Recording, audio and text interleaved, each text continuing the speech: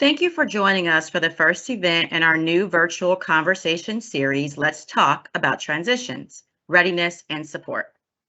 We will begin the live event shortly. Before we get started, we would like to cover a few housekeeping items. First, once we begin the live event, we will open the question and answer box and ask that you submit questions as they come to mind as we proceed through the presentation. To access the Q&A session, please look at the slide currently showing on your screen. You should see a question mark icon under the statement, "Please post your questions in the Q&A section." You will need to locate that icon at the top of your screen and click on it. If you are using a mobile device, Microsoft Teams may minimize the presentation view so that you will have a large view of the Q&A box. Once you are in the Q&A box, you will see two choices: Featured and My Questions at the top. To view all the published questions, you should select Featured. Your microphones will remain muted throughout the session, and the session will be recorded.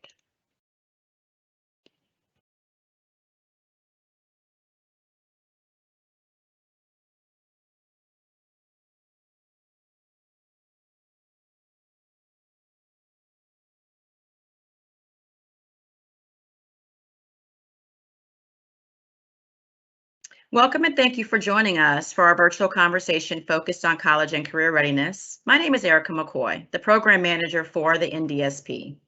I am joined today by members of our education team, and I'll introduce them and they'll wave and then we'll get started with our presentation. Joining me today is Carl Cardenas.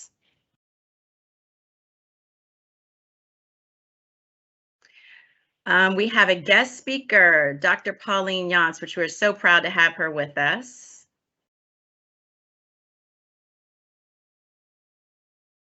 And we have Dr. Shanna Smalls, who will be with us shortly. So thank you so much for joining us.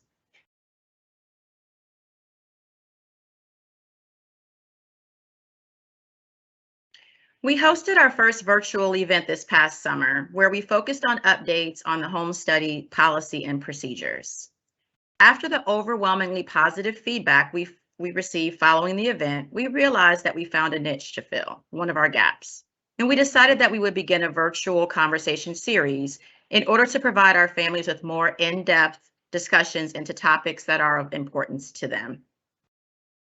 Through launching this endeavor, we hope that this is a bridge that allows us to continue engaging with our NDSP community in meaningful ways.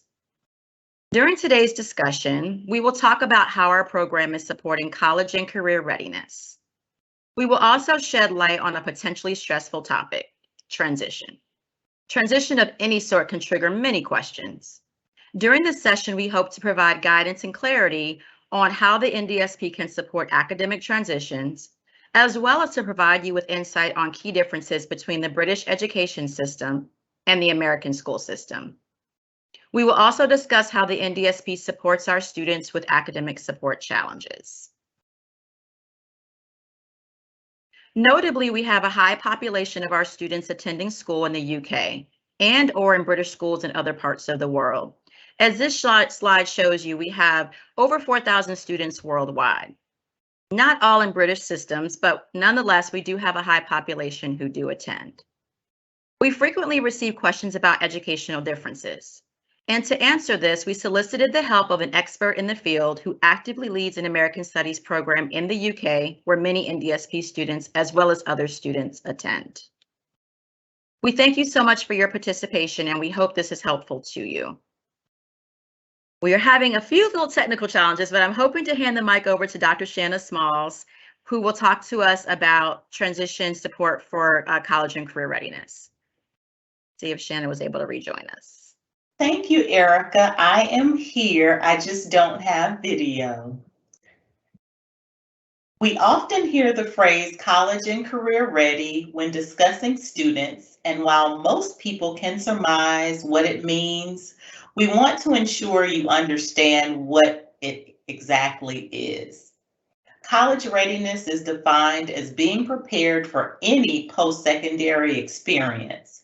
This includes studying at 2- and 4-year post-secondary institutions, leading to earning some type of credential, such as an associate's degree, bachelor's degree, any other degree or certification or licensure.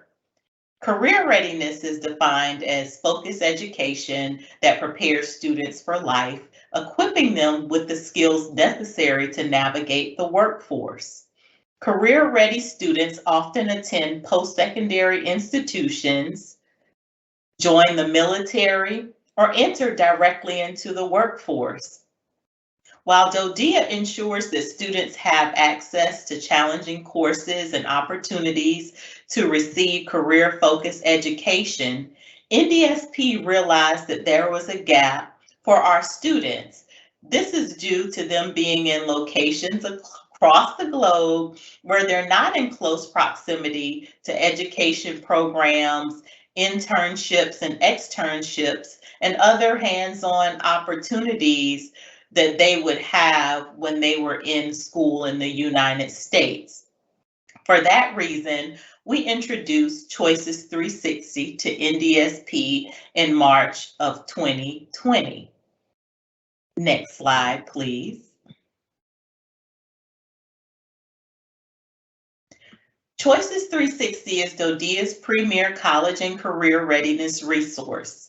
It is a comprehensive, computer-based online career and academic planning program that helps navigate students through their secondary education, where they end up with a diploma and a viable post-secondary plan. If you look at the slide, it shows the main components of the program at the top. Choices 360 helps students with high school planning. Next slide. Where students can also build a portfolio that tracks their progress. If you look at the screen, you see multiple portfolios that offer step-by-step guidance for completion. Next.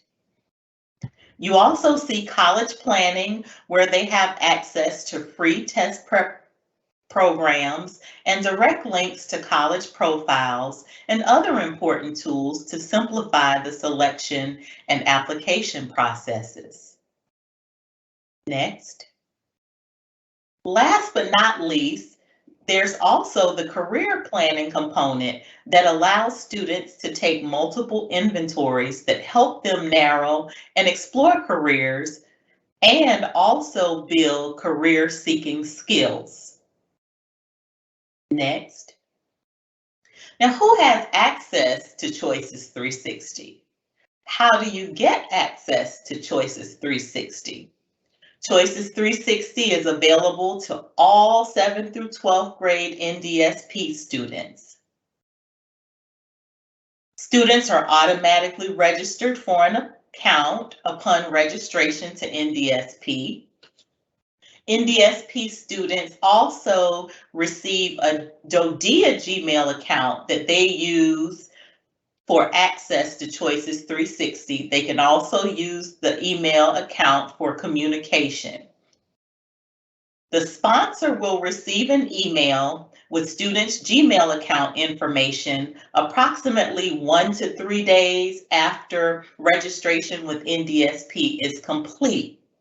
Then, within 7 to 10 days, a Choices 360 account is created and the login details are sent automatically to a student's Gmail account.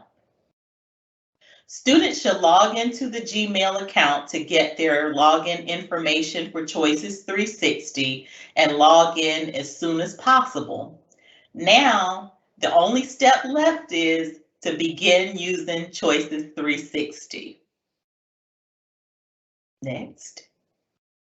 If you have a question about your account, please contact us using the email address on your screen and use Choices 360 in the subject line so that it can be routed appropriately. Now, I'm going to turn the presentation over to our special guest, Dr. Pauline Younts, who is the Director of International Education at Asheville College in the UK. Dr. Younts will give you more details about her expertise because no one can tell it better than she can. Dr. Younts?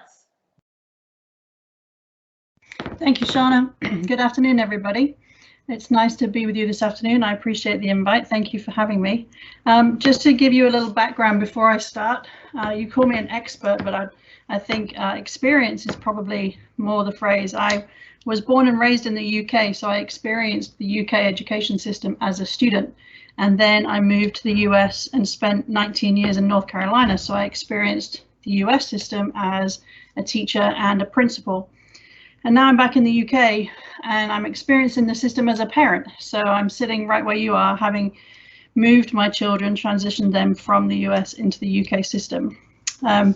So we'll get started, and I won't stop for questions as we go, but please make sure that you use the Q&A box to drop your questions in. And if I don't get to them all during this session, I will respond to them via email afterwards. Okay, so our agenda today, these are just some of the topics that we'll be looking at. So we'll look at the significant differences up front. What's the first few questions that people always ask about the differences between the US and the UK system?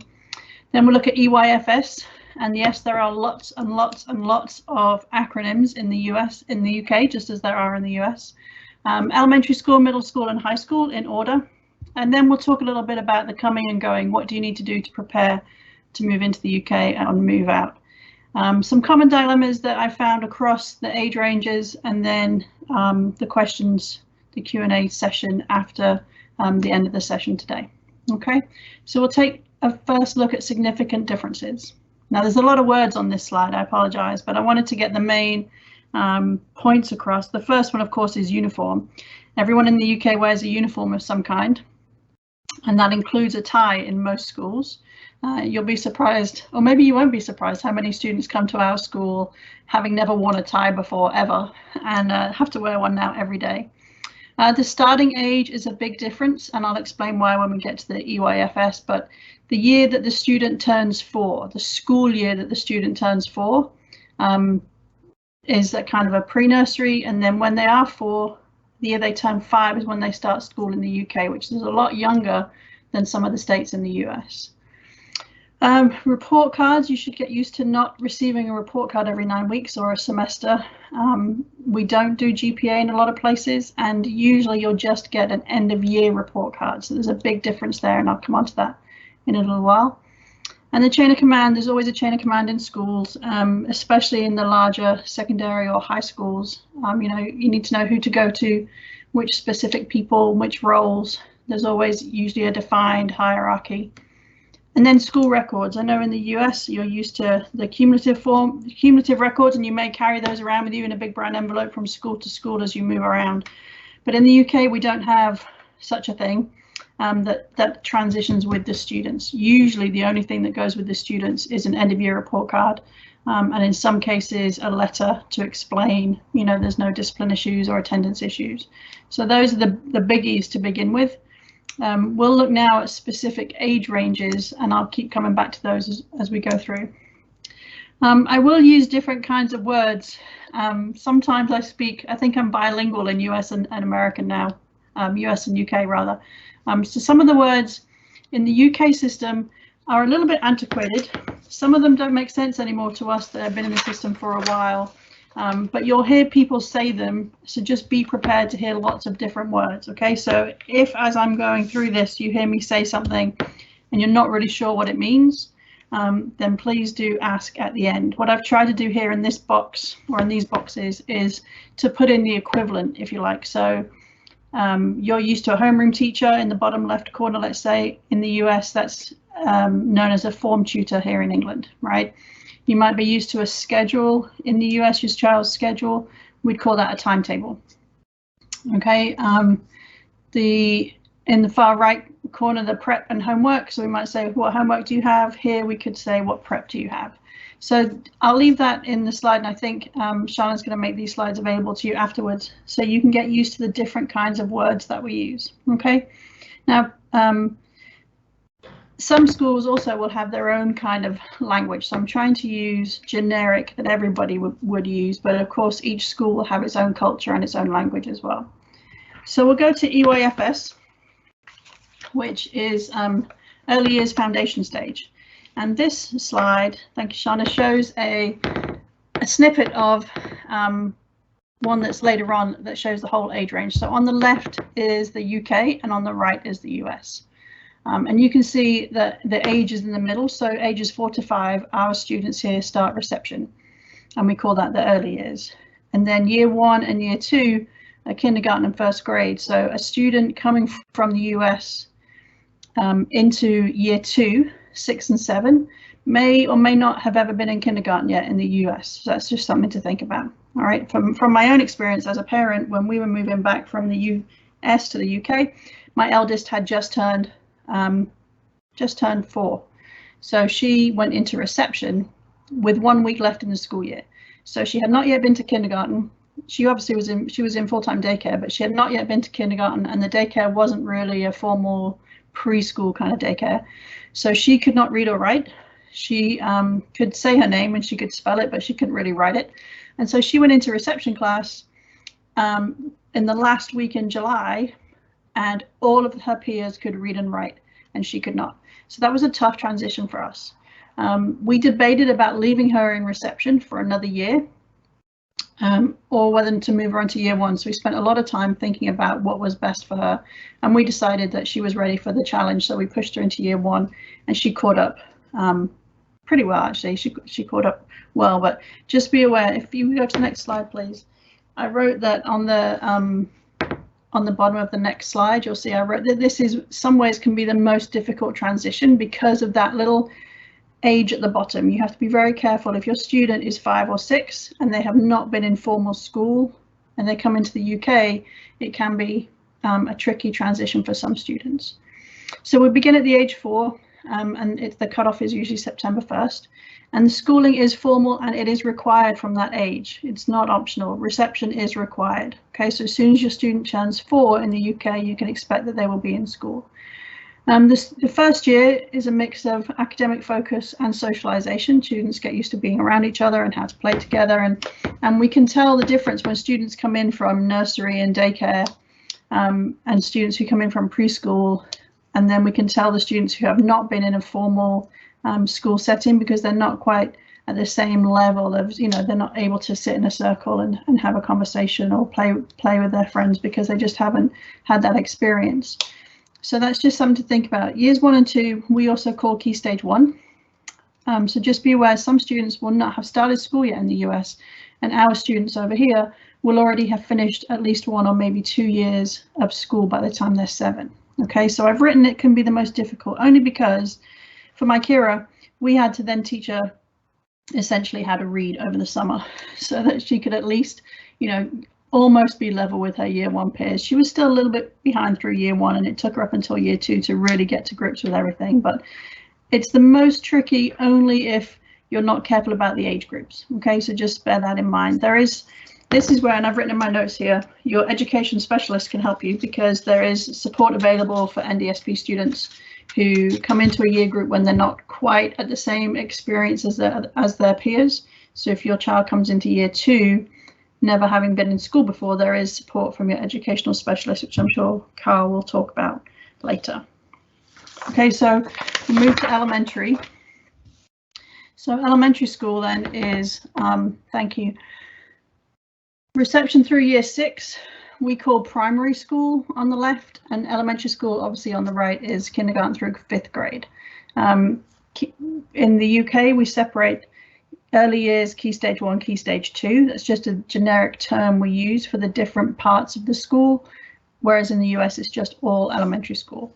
And similar to the US, when elementary school finishes, here in the UK at the end of year 6, students will transition to a different school, to a high school. Okay, so just be prepared. If you're going to be here while your students are in year 6 into year 7, they will have to join a new school in year 7. But everybody joins a new school in year 7, so it's not a tough transition.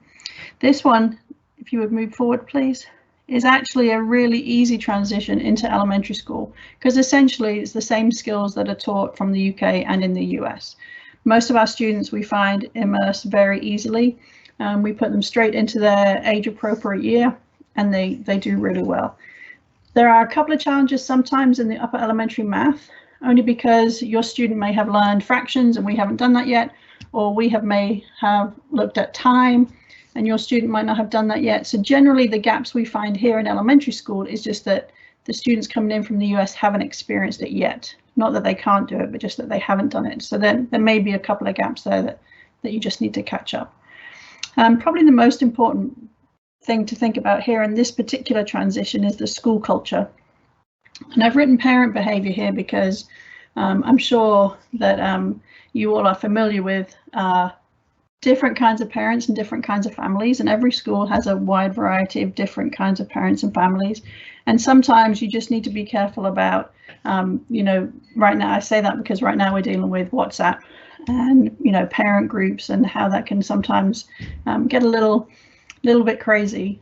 So you just need to be careful about the school culture and the student behavior and parent behavior. Is very different in the UK than it is in the US. It's very formal. Excuse me, there are rules that people follow here that in the US that they're just not there. Not that you don't know how, but just that they're not there as far as who to call and when to call, how to approach the school and those kinds of things. But I have written here that for most students, this is the easiest transition into the UK system because, you know, elementary school, everybody learns everything and they're just learning all kinds of new things. So it's fairly straightforward. And similarly, going back from the UK into the US system is very straightforward too. The students generally finish out the year, they'll get an end of year report card and then be promoted to the next year group. Sorry, I'm just taking a drink. Thank you. I will say again, the educational specialists, we've relied on them for students who have come into the elementary school, maybe who need a little bit more help with math or English, with reading or spelling, and we've called on our educational specialists to help us with tutoring sometimes if needed. So middle school, excuse me. Middle school in the US generally is a separate school, isn't it? There's grades 6, 7, and 8 usually is the middle school is separate, and then the students move on to a high school. Here in the UK, students move into a new school in year 7 and then generally remain in that school all the way through until 12th grade. We call it secondary school. Excuse me, I'm sorry. We call it secondary school, and the students will stay from year 7 all the way through into year 13. And you can see, you'll note there, I'm sorry, would you just go back just one second? Thank you.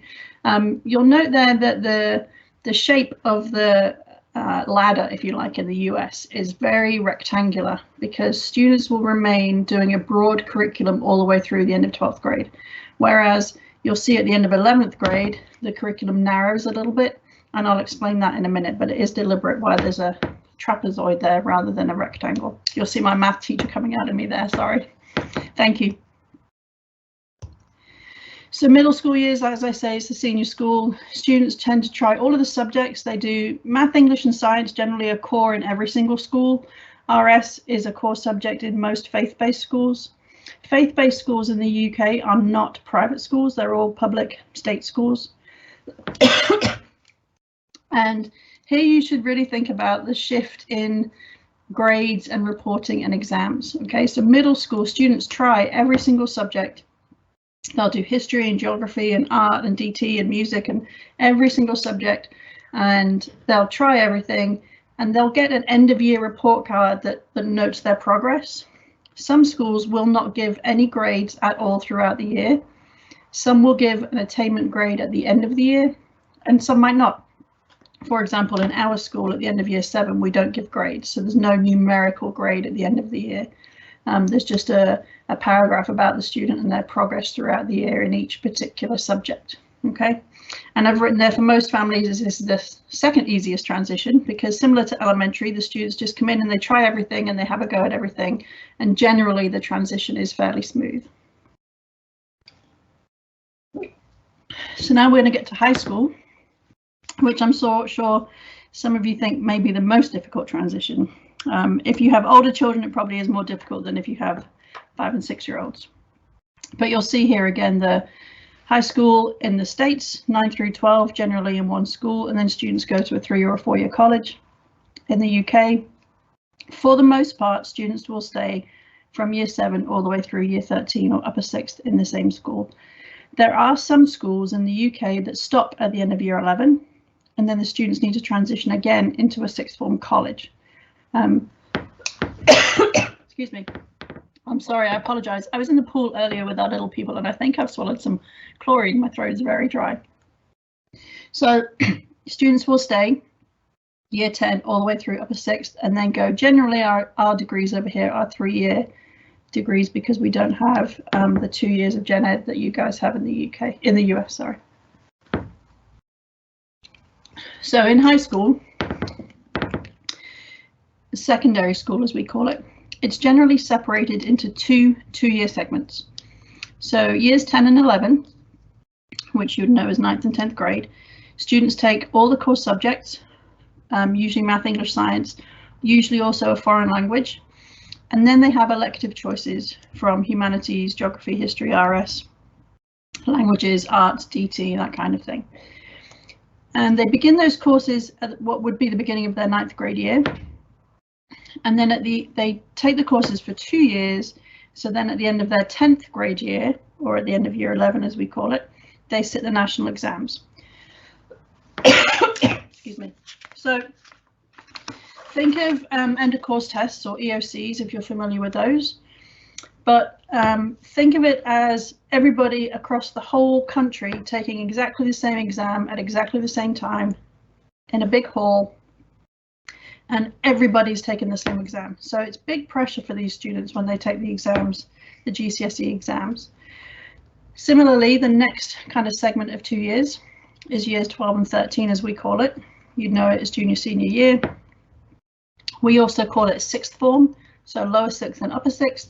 Years 12 and 13, it's all the same thing. That's what I was talking about. The language is very strange, but they start this time. There are no mandatory courses. So at the beginning of year 12 or at the beginning of 11th grade, they can choose 3 or 4 subjects, and they only study those 3 or 4 subjects for 2 years, hence the trapezoid rather than the rectangle.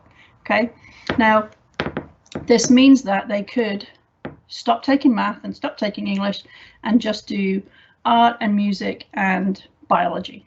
Okay, or they could do English literature, French and Spanish. So they can choose any 3 or 4 subjects they like. There are no mandatory courses at this point. Most people start on 4 subjects and then drop to 3. So they end up with 3 what we call A levels. So again, at the end of the 2 years, they take the A level exams or the advanced level exams.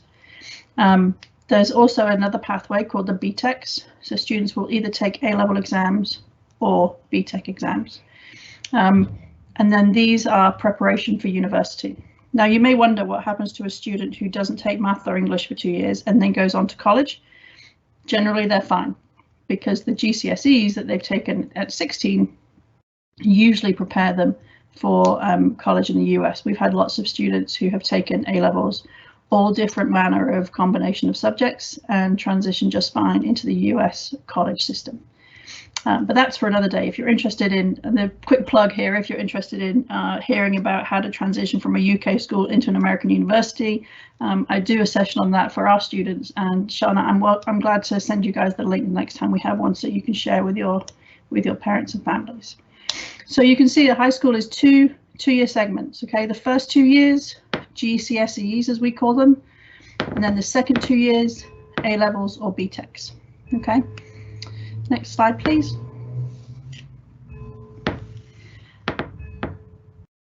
So when your student moves into high school in the UK, most schools will mandate that your students sit the GCSEs, regardless of when they transition into the school. And similarly, most will require that your students take the A levels or BTECs, even if they join in senior year. Now, so that means if your student transitions into the UK system in either their sophomore or senior year, they're coming in on the back end of a 2-year course. Okay, so students will have to catch up all the year they missed and then begin the second year with their peers. Now, It sounds really, really complicated. It's not hard work, there's just a lot of it. Okay, we find that our students say, Miss, the work is fairly simple, frankly, but there's just so much of it because GCSEs, you're talking 9 or 10 subjects that you have to catch up a year in each one of those. And A levels is 3 or 4 subjects, but the volume of work at A level is significant. Now, I say most schools. There are schools that do not make you take the GCSEs and do not make you take the A levels, and those are the schools you really want to look for, okay? Because that means that they're a little bit more flexible.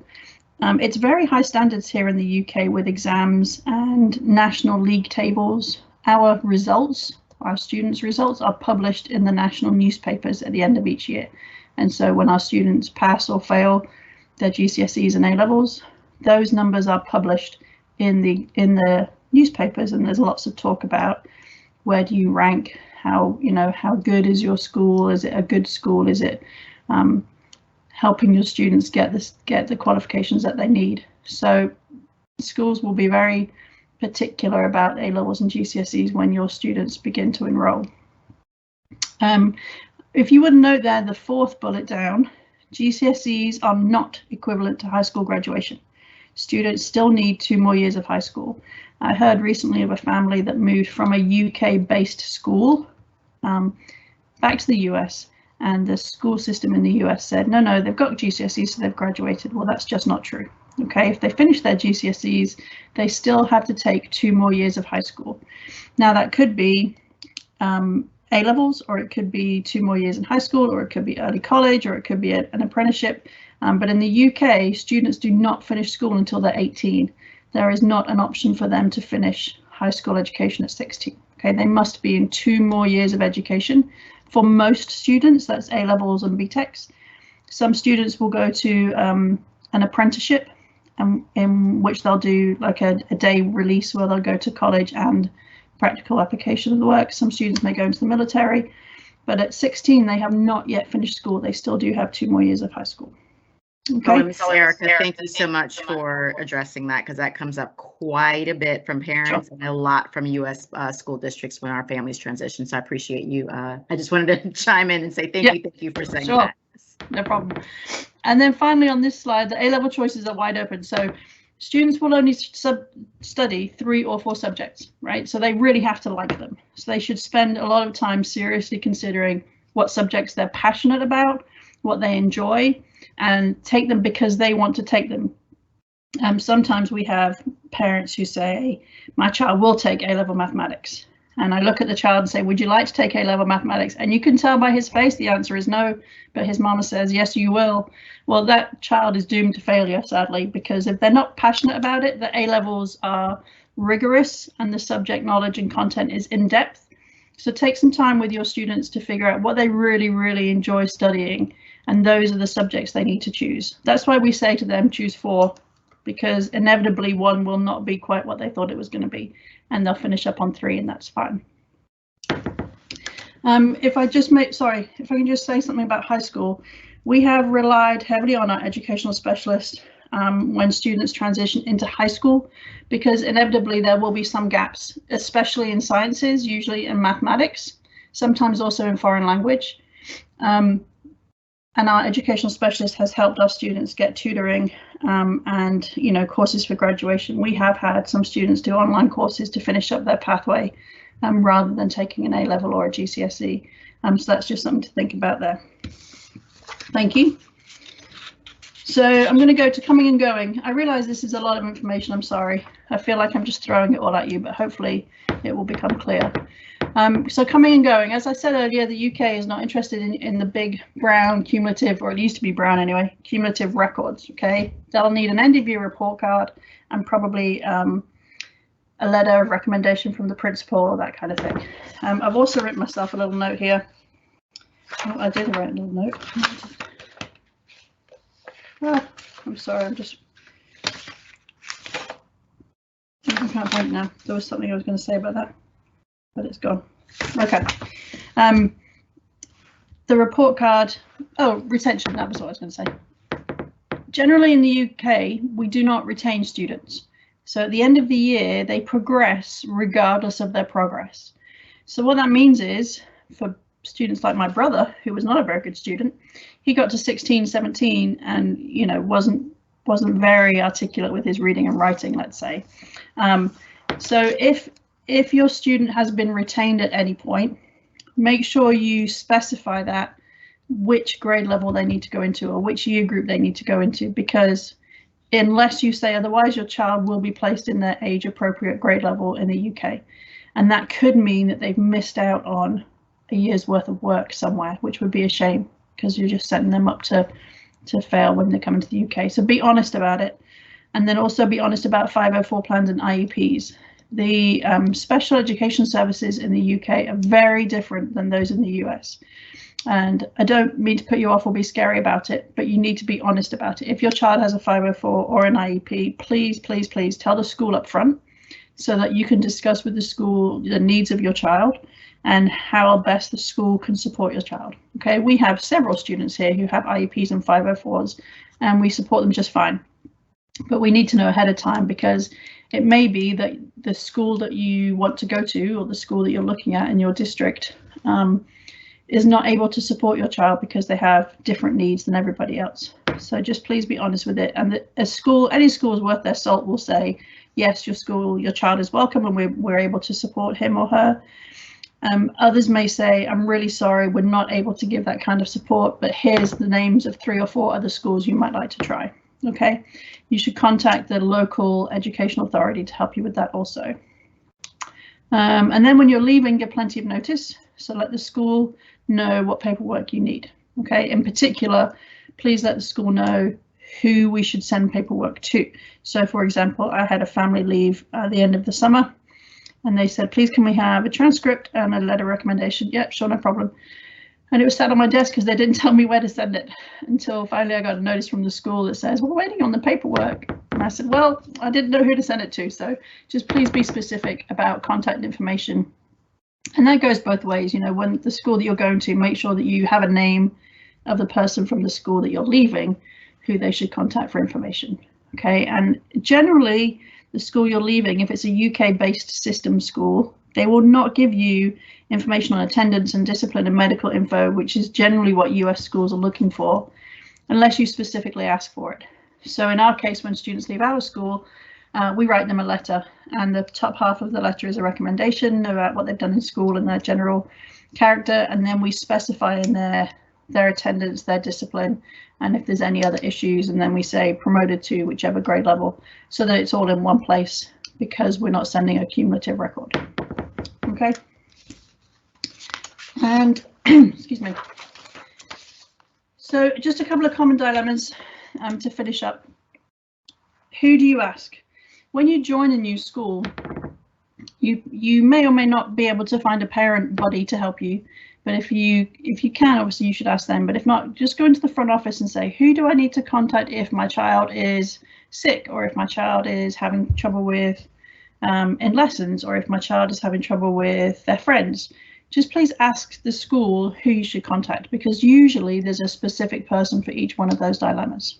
Okay, please, please, please ask if you don't know anything about the language or you don't understand the language. For example, when I put my child in school when we first moved here, they asked us to get a stud wallet, and I had no idea what a stud wallet was.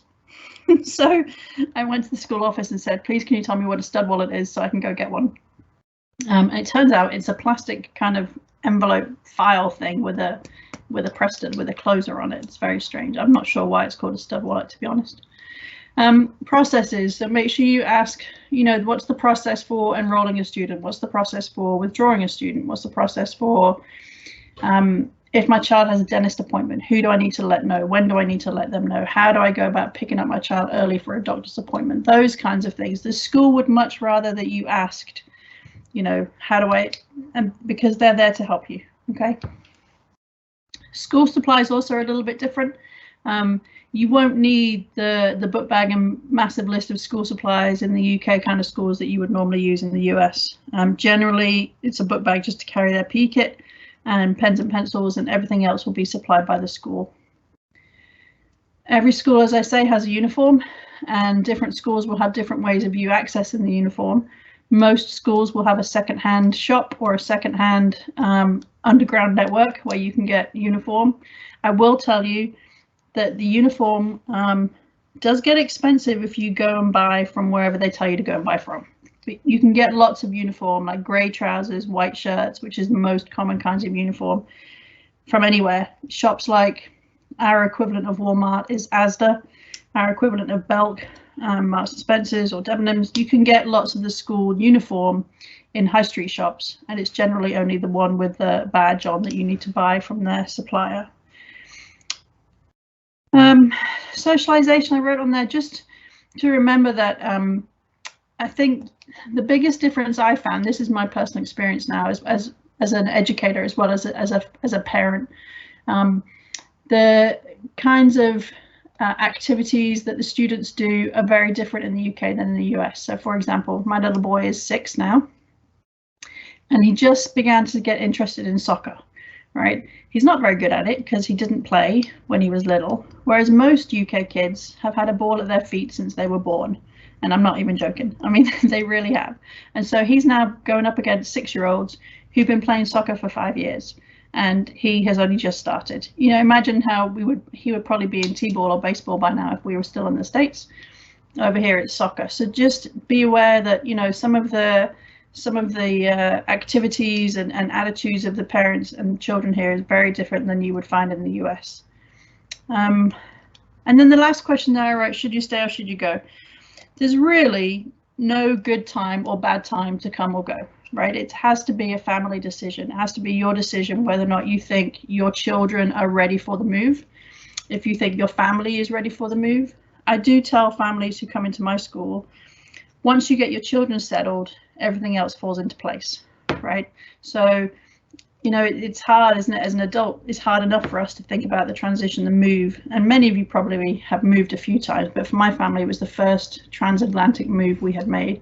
You know, should we stay? Should we go? When's a good time to go? When should we stay here? What's the advantages of staying in the US? What's the advantages of moving to the UK? It really has to be a family decision. And there's no good or bad time to move in or out of the UK system, because we can figure it out, right? You can figure out pretty much anything for your students, for schools.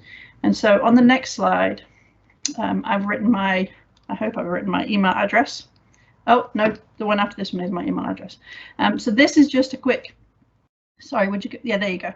This is the full kind of picture of the snippets that I showed you earlier, just so that you have that for your information. So if you're not sure which grade level or which year group your child should go into, British system rather, they will always put your child in their age appropriate year group unless you specify otherwise. Okay, we did have a family last year who came in whose child had been accelerated a year, and so that parent had to let us know that, because we were getting ready to put the child into year 3 when in fact she should have been in year 4 because she had been accelerated a year. Would you go ahead, please? I think it must be 2 now, up to my email address. There it is.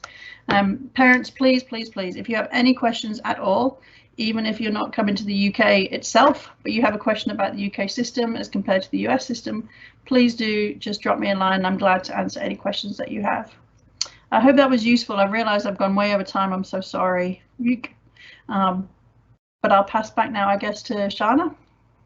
Actually, over to me. This is Erica. Yeah. Oh, sorry, Erica. Thank you. No, you're fine. And thank you so much. We really appreciate you taking the time to join. We certainly are completely gracious of all of your, you don't want to call it expertise, but your experiences. We've definitely, I hope the families who are on and stakeholders who are on have benefited. And so we'll switch gears. I know that there was actually a question asked about what is an education specialist, and I did answer that question, and Pauline mentioned it several times. And so one of our NDSP education specialists, Carl Cardenas, is going to take the mic and talk a little bit about academic support. And one of the ways, well, really a mechanism that we have for those dependents who are eligible for the NDSP if there are any kind of transitional academic concerns. Pauline mentioned one potential one and several that kind of go with the switching of educational systems. And so we're going to talk more broadly, not just about if your child's going from the UK system to US or vice versa, but generally speaking, anywhere where there may be transitional issues. And so I'll hand it over to Carl, who will take it away to talk a little bit about how our program can support you. Thanks, Erica, and good afternoon, NDSP family and friends. Again, my name is Carl Readiness, and I'm the education specialist serving the NDSP Europe Theater. As our children return to school, and in most cases to the classroom, I would like to share a wonderful resource available to our NDSP families, and that is academic supplemental support. So the goal is to highlight this resource and to encourage families to reach out to their assigned education specialists should they have additional questions. So what is the purpose? What is the purpose of academic supplemental support? Well, the first is to assist students facing challenges with accessing and transitioning to their selected school's full curriculum, which was previously shared, and to fund in-person and also virtual assistance targeted to improve academic achievement. So when we look at academic supplemental support, academic support may be provided under specific circumstances, and here are a few examples. Number one, the student is in danger of failing and needs support to successfully complete an academic course to progress to the next level. Two, the school requires additional instruction to enable the child to enter a grade or remain in the same grade or complete a grade in the school. The third could be the support is used as pre-referral intervention or response to intervention for students who are suspected of having possible special education needs. The fourth, when the child's first language is not English and instruction is in English, that's only when the school does not have an English as a second language teacher. And the fifth is often common in our with our European schools, is that when a student is attending a school where the language of instruction is other than English, and this foreign language is typically in the form of tutoring. So some of our students that are attending schools where the instruction is language other than English, and that may also include some of our bilingual schools. And then, of course, the U.S. related coursework, such as U.S. history, American literature, advanced placement courses, etc. These courses might not be able to find in some of our international schools, but would be required in our schools in the United States. So students must meet certain criteria to be eligible for the different types of supplemental support. So for all requests, we will want to be prepared to support with a letter on the school letterhead, stating the identified need, and we will also would like to see progress reports or report cards to substantiate the request. So funding for all academic support must be pre-approved by the NDSP education specialist for your region. And so for more information on academic supplemental support, you'll want to reference the NDSP website or contact your regional education specialist. You can also use your cell phone to scan the QR and access the NDSP video for more information on the topic. Now we're going to move into our question and answer session. And thank you again. Thank you, Carl. Throughout the presentation, you should have posted questions to the Q&A box. Our team addressed some of the questions as they were being posted, and we also published them so everyone else could see our answers. We'll now address any other questions that you have within the allotted time frame. You can also add questions if you haven't done so. One of the questions that came up, Dr. Yantz, they asked you to share more about parent protocols, please. How do American parents' approach differ from the norm? Sure. So when I was a high school principal in the US, parents could just come in and see me whenever they liked, right? They could walk into the front office and say, I need to see Dr. Younts. And if I was around, great, I would see them. And if I wasn't there, they would leave a message and I would get back. In the UK, that's very different insofar as you can't just walk up in there and say, please can I see the head teacher? All right, there's always an appointment system. There's usually somebody else you have to see before you get to see the head teacher, depending on how big the school is. And so it's just knowing really who you can go to in those kinds of situations. So the person to get to know really is the secretary on the front desk, right? Whoever's answering the phone, whoever's the first person you see when you walk in the door, that person will help you navigate. My child's having a problem in class, who do I need to see about it? In senior school, my child's having a problem in math class, who do I need to go see about it? So there's always someone who's designated for you to visit first before you get up to the head teacher. Okay, that's a big one. The other one really is, from my point of view as a parent, dropping kids off and picking them up, because my children, well, Kira especially, went into a school where friendship groups had already gotten together because she was a year, the students had already experienced a year without her, right? And so that meant parents had already known each other without me being there, or my husband, because he does most of the drop-offs, to be fair. So it was just a little awkward for me to kind of make friends with parents. I'm sure you guys are better at it. I'm not good at making friends with people, that I don't know very well, or small talk. So it's just knowing, which parent groups, how to approach a parent group. Maybe there's a parent support group in the school, like a PTA or a PTO. So just knowing, how to kind of navigate those kinds of relationships and friendships in the first instance. It can be really helpful if you have someone else there to introduce you. But if not, again, ask the secretary or the person greeting, is there a parent association I can join? Or is there a parent, gathering? Maybe there's a coffee morning they do, once a month. Some schools will invite parents in for a chat and a coffee so they can get to know each other. So just kind of weigh the lay of the land. That's kind of what I meant from a social perspective. Does that make sense? Yeah, that was good. Thank you, Pauline, for sharing that. Mm-hmm. Perfect. So our next question is, we are moving over to the UK at the end of the month. My son is 10 and in 5th grade. We don't know where we will live yet, except around Croton. How are we to choose a school when we don't know the area and don't have a base school to go to? Shen, I think I'll take that one. This is Erica. Okay. Yep. So I think it's important to know a few resources, and I appreciate someone asked earlier, what's an education specialist? And so I think it's on me to not have, we just kind of jumped into the content, assuming everyone on this virtual conversation understands some of the resources. And so you have a couple of options. One, anything education related. I hate to dump on our Carls of the team, but that's really why our education specialists are here, is to really help navigate.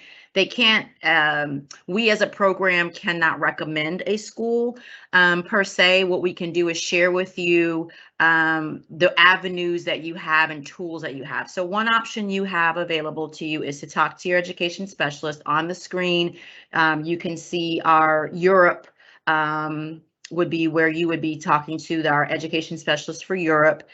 Specifically, we have within the Europe theater multiple education specialists, and one in particular, her name is Amy Griffin. She'll respond and give you some pointers and or resources.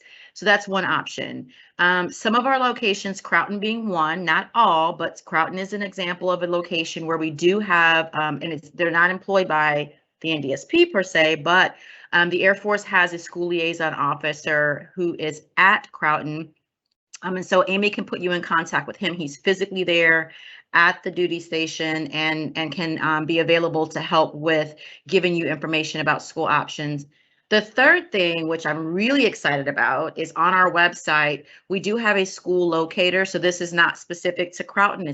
It's worldwide. Again, we serve 4,000 students around the world, lots of places, some small, some large. We have a map tool that is on our, there's a link on our website. And so what you can do is put in the name of the location you're going to, and it will populate the schools, and it doesn't have, it's not an exhaustive list of schools, but it will populate all of the schools where we have had prior students attending that school, meaning we've had some experience with that school. We don't have a ranking system. We're not necessarily in the business of saying the school is good or bad or 5 stars or 3 stars. It's not that kind of tool. It's literally just a way for you to locate and get to know the area a little bit more. And then beyond that, we really, really encourage you to reach out to those schools directly. So our tool will provide you with the name of the school, the link to their website, and contact information. Again, and I would just say this to you, although there are wonderful websites, and I would like to believe that everything on a website is true, I think it's really important to go beyond what's on the website, reach out to the schools directly. And our experience, the schools, especially in that area, and I think Pauline can speak to this, are very, very responsive, very excited about our families being interested, and will do all that they can to set up time to either meet with you virtually, by phone, or if they have other formal engagements to invite you to. So you definitely have options. I would say, just to recap, our education specialists can help. They can also put you in contact if there is a liaison that is directly at that particular location. And then the other one would be to use our map tool, which is available on our NDSP website, which will give you a listing of schools and their contact information. So I hope that didn't overwhelm you. If it did, just contact our education specialist and they'll point you in the right direction. Thank you, Erica.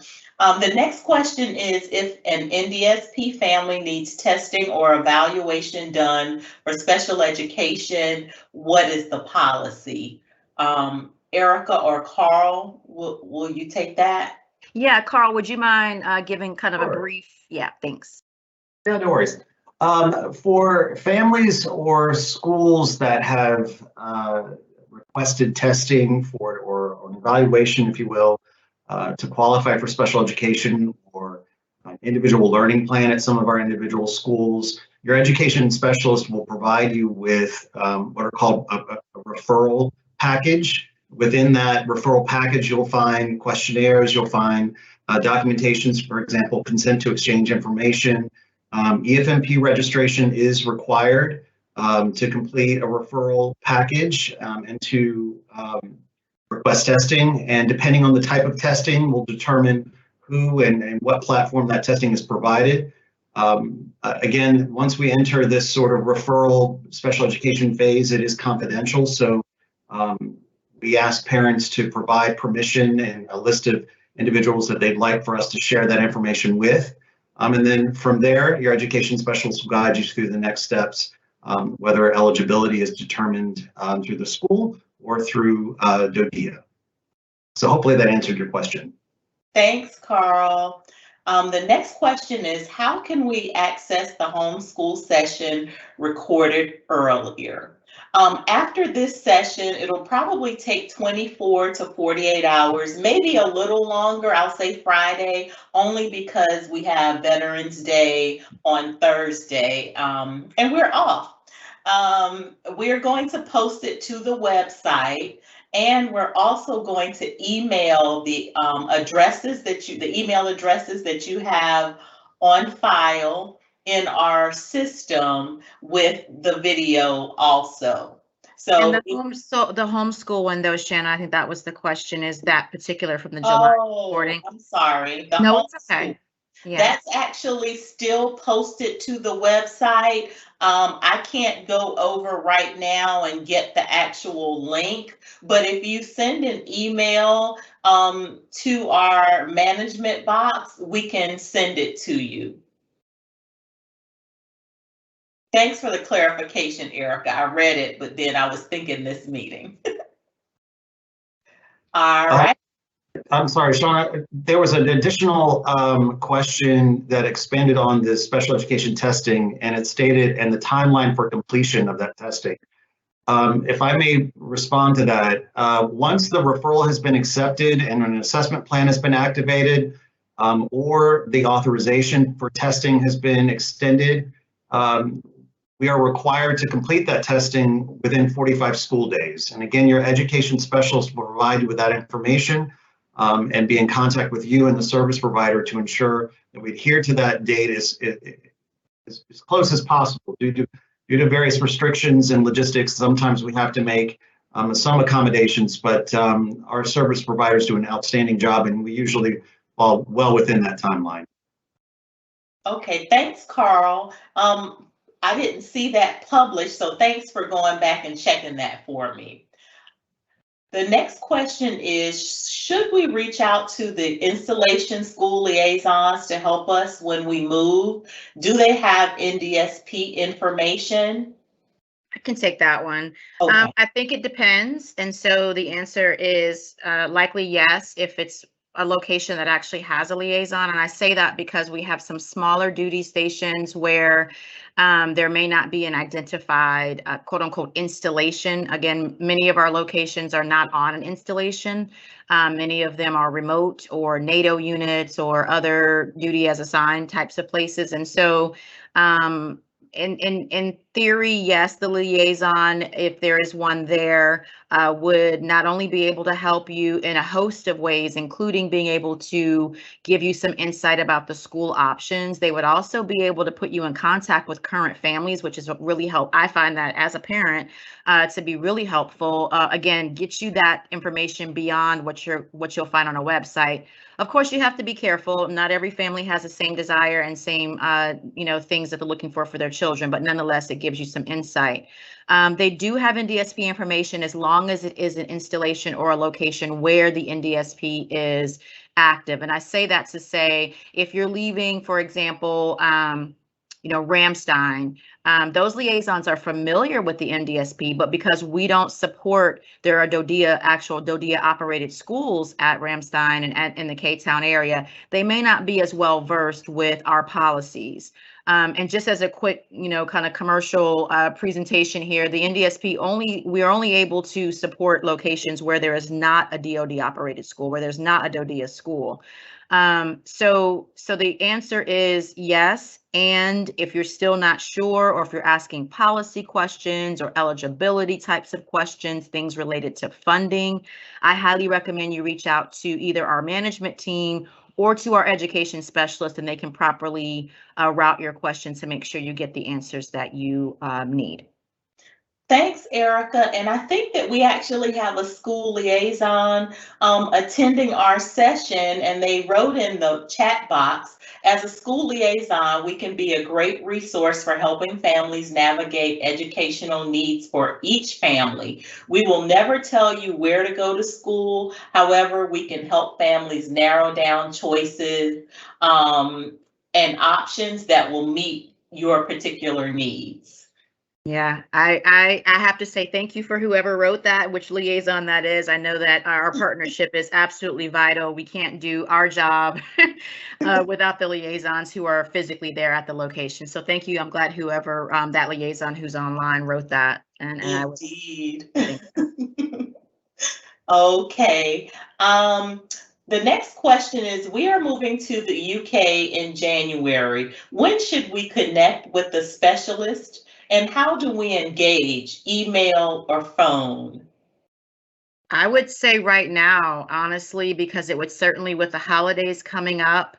So first of all, if you are the sponsor or whomever the sponsor might be, if it's your spouse, if you have orders, go ahead and start working on getting registered with our program. We didn't go through kind of the NDSP 101, if you will, but the first things first is to get registered. If you're not sure how to do that, please feel free to reach out to our management team. And I posted that email in a prior question. I can make an announcement so you have that available if you're not sure how to register. But I would say with the holidays coming up, it would be prudent to go ahead and start making that connection now. And I would suggest starting with an email, just because I'm not sure where you're located in the world, but if you're still stateside or if you're somewhere else, it just helps with us being able to connect at a time that's convenient for you and or at a time that our team is working. Our education team, specifically the person responsible for England, is actually in England. She's not too far from the Lakenheath area. And so, just knowing time zone differences. So I would say start with an email to begin the conversation. And certainly if you haven't registered to be eligible for the NDSP, make that your first priority. Perfect. And that same parent said, at what point can we apply for schools? I think you may have covered that a little. Do you mind if I jump in there? Sure.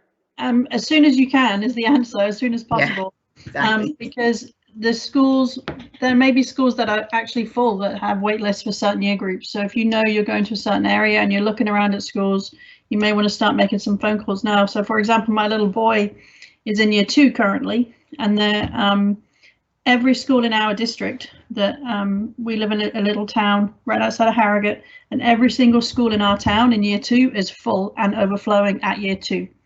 Whereas in year 6, where my daughter is, there's loads of spaces everywhere, and every school has space in year 6, right? So schools may be full in certain year groups, so you may have to shop around a bit to find a school, because in the state school system, when the year group is full, there's an appeals process that they have to go through in order to admit new families, right? So you may need to look at numbers. Also, if your child is going into year 7, so joining a new senior school, the deadline for local people, for me to apply for a place for my child into year 7, the deadline for that has passed. So if your family is coming to the US, or excuse me, coming to the UK, particularly the UK or other UK-based schools, into year 7, the application process for the local people has passed, and so you will have to go through like what they call the extended application, which sounds more complicated than it really is. But just to be aware that that year group in particular, because everybody in the country moves schools at the end of year 6, that's a big to do here. So lots of people are going through that now. So as soon as you can, reach out to the school, and I would second the school liaison. We have one here in the Harrogate district. And she's fabulous, and I would recommend, as soon as you know you're going somewhere, contact somebody, the school liaison officer or your education specialist, to help you as soon as you know. Thank you. And it looks like our liaison that is attending Erica is Betsy Fleming, and she's at Davis-Monthan Air Force Base. Hopefully I pronounced that correctly. So thank you again for helping us answer that question, Betsy. All right, we have a few more minutes remaining, so I'm going to read the last, I think, 1 or 2 questions. How do we provide our email addresses to you to receive the emailed presentation? Teams let me log in quickly as anonymous, and that is fine. We email the presentation to the email addresses that we have on file for our sponsors and sponsor families. All right, and I think there's one more question for you, Dr. Yantz. Could you provide a bit of information on extracurricular activities at British schools? Yes, my apologies. That was completely my oversight. I was so concentrating on the academics, I forgot about everything else that makes a school special and unique. So our students, similar in the US to the UK, right? There's lots of opportunities for students to participate in lunchtime activities, after school activities. So, obviously all the sports. We play football here, not soccer. Rugby, hockey, netball, cricket, although I'm not a fan of cricket. I think any game where you have to eat a meal in the middle of it is far too long, but your families might enjoy cricket. And then in the primary schools, especially, there's things like Lego club, robotics, art, music, dance club, drama club, and then senior school, obviously all the sports as well, and then theatre in most places. Anything you can think of. There are some schools that have what we call a CCF, which is a combined cadet force. So that's kind of ROTC like. There are some schools that have archery clubs. There are schools that have, drama and music. So there's lots and lots of different activities. Some schools provide the location for outside sources to rent their space, just as they do in the US as well. So you may find karate or taekwondo clubs that are actually clubs that are outside of school, but they rent the space so that the school children can attend. I don't think you'd be at a loss for kinds of activities. And in most schools, if there's not a club that you want, if you approach the school and say, hey, I'm interested in whatever it is, Lego, they may talk with you about how they can make that happen for the children. Awesome. Thank you again, Dr. Younts. My pleasure. All right, and I think that is all that we have time for, and I think we answered all of the questions. One of the attendees, Kareen Kane, said school liaisons can answer lots of questions about local schools. There's a SLO at Croughton. Kevin Kalini, I hope I pronounced that correctly, but that information is published, so you can see it in the Q&A box. Erica, do you have anything to say to wrap up today? Yes, I just, again, I want to thank, first of all, our panel. Dr. Younts, thank you so much for sharing. Just when I thought I knew as much as I could about our UK system, I learned a lot more today. So I definitely appreciate you taking the time, and certainly to Shanna and Carl. And I really appreciate those of you who took the time out to join. If you have friends or other liaisons or other folks who you know who couldn't participate, we know we offered this at a time that might not have been accessible to some of our families, especially those in the Pacific. But again, just spread the word. We will definitely have this recorded session available, and our intent is to have another virtual conversation after the new year. And so we look forward to engaging with our community in a different way. But I'm excited about this, and I hope that you all were able to get something that you needed, learn a nugget or two, whether it was for you or to share with someone else. And if you still have questions, please reach out to us. We definitely are here to assist and to support. Thank you so much, and we appreciate you joining us.